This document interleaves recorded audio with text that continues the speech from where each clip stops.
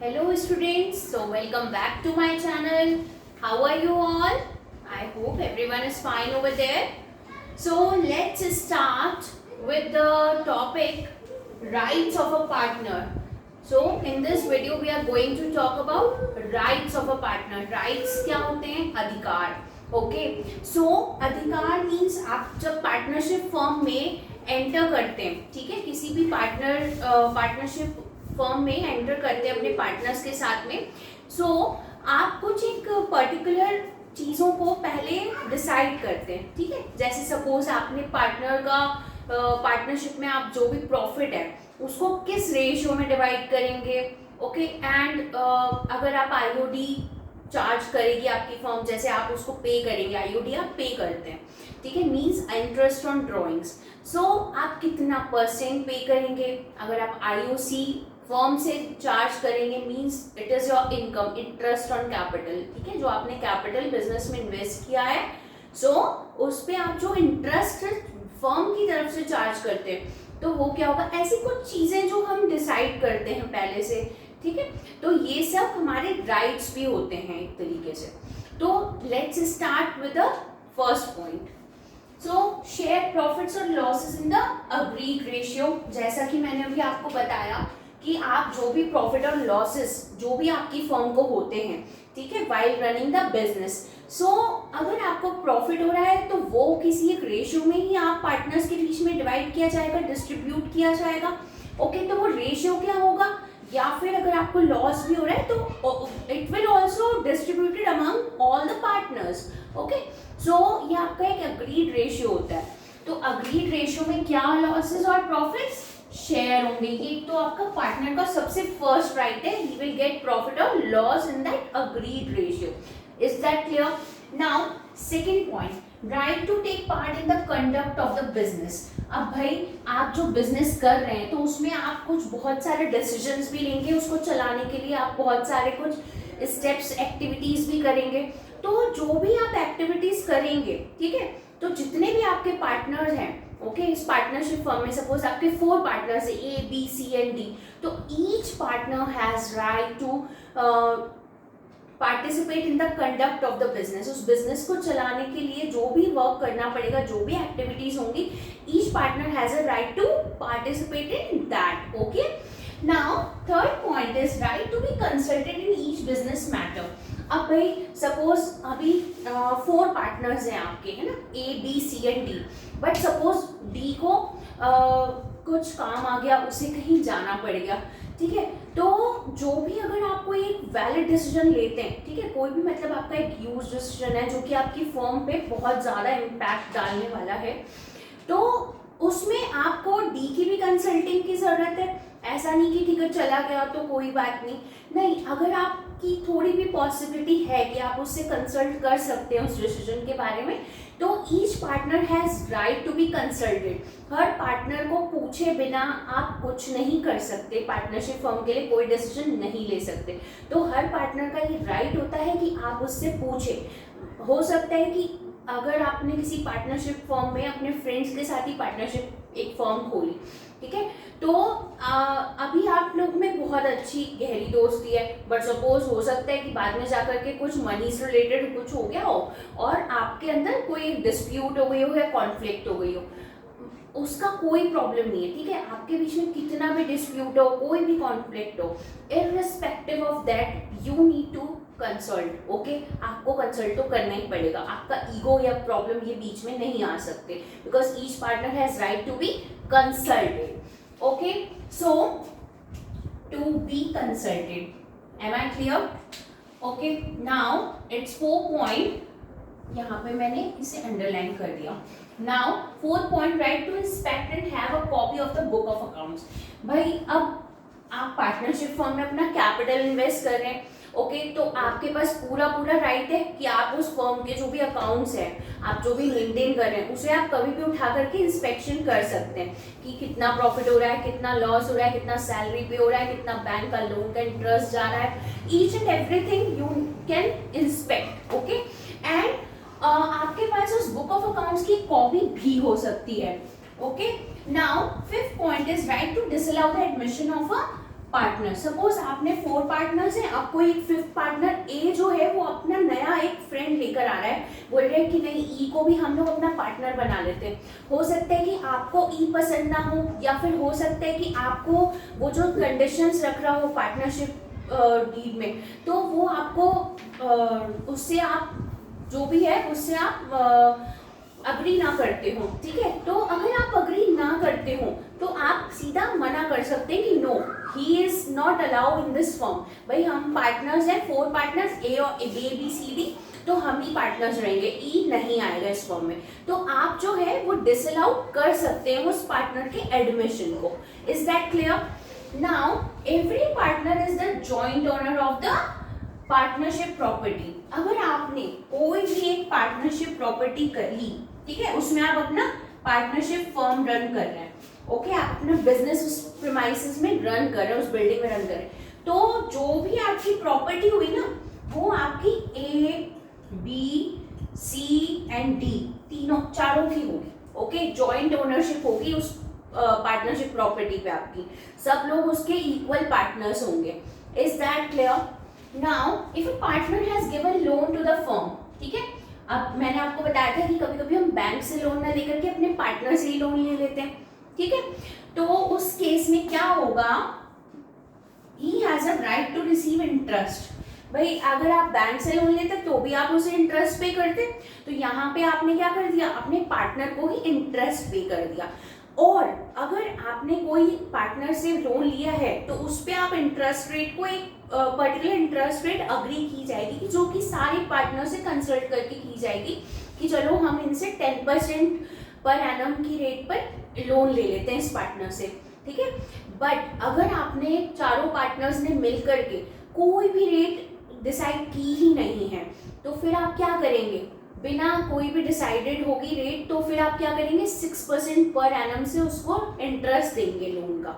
Is that clear? यहाँ पे मैंने बहुत क्लियरली लिखा हुआ है, if not agree then you will pay 6% per annum, okay.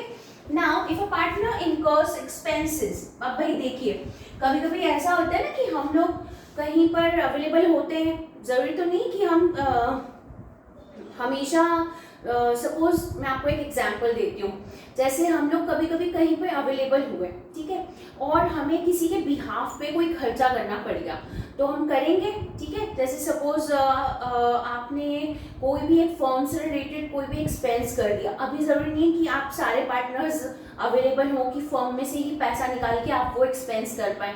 अभी बी अवेलेबल था वहाँ पे, उसको फर्म के लिए कोई चीज़ अच्छी लगी, उसने वहाँ पे वो चीज़ ले ली, ठीक है, सोचा कि यार ये मेरे फर्म में बहुत काम आएगी। अब वो सबसे कंसल्ट नहीं करा, बट उसने क्या करा, अपनी ही पॉकेट में से यूज करके, अपनी मनी को यूज करके उसने फर्म के लिए वो चीज खरीद ली। तो क्या होगा, वो जो चीज उसने फर्म के लिए ली है, तो he has the right to be indemnified by the firm. Indemnified का मीन्स होता है कॉम्पेंसेटेड। भाई उसने खर्चा किसके बिहाफ पे किया, उस फर्म के बिहाफ पे, तो उसका ये पूरा राइट बनता है कि बाद में उसका वो जो मनी उसने खर्च किया फर्म के नाम पे, उसके बिहाफ पे, वो उसको कॉम्पेंसेट की जाए, उसको बाद में मिल जाएगी, okay. Now right to retire. अब भाई आप अगर रिटायर होना चाहते हैं फर्म से, तो आपको एक प्रॉपर नोटिस देना पड़ता है, ठीक है।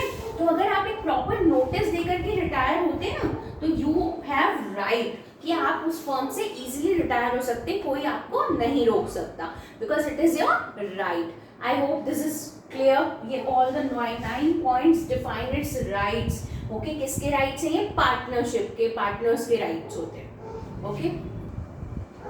सो अब हम आगे बात करेंगे इस वीडियो में LLPs के बारे में। सो लिमिटेड लायबिलिटी पार्टनरशिप, इसका शॉर्ट फॉर्म होता है LLP, ओके। अब ये होती क्या है हम ये देखते हैं, okay. So let's start. The LLPs came into existence with the enactment of Limited Liability Partnership Act. ये क्या है, Limited Liability Partnership Act 2008 जब से आया, ओके, इसके इनेक्टमेंट के साथ में आपकी LLPs एग्जिस्टेंस में आई। इसका मतलब ये हुआ कि एक एक्ट आया और उसके बाद अगर ये एग्जिस्टेंस में आ गई, इसका मतलब है कि आपकी जितनी भी LLPs एग्जिस्टेंस में आई वो इस एक्ट के अंडर में रजिस्टर्ड होकर बनी है।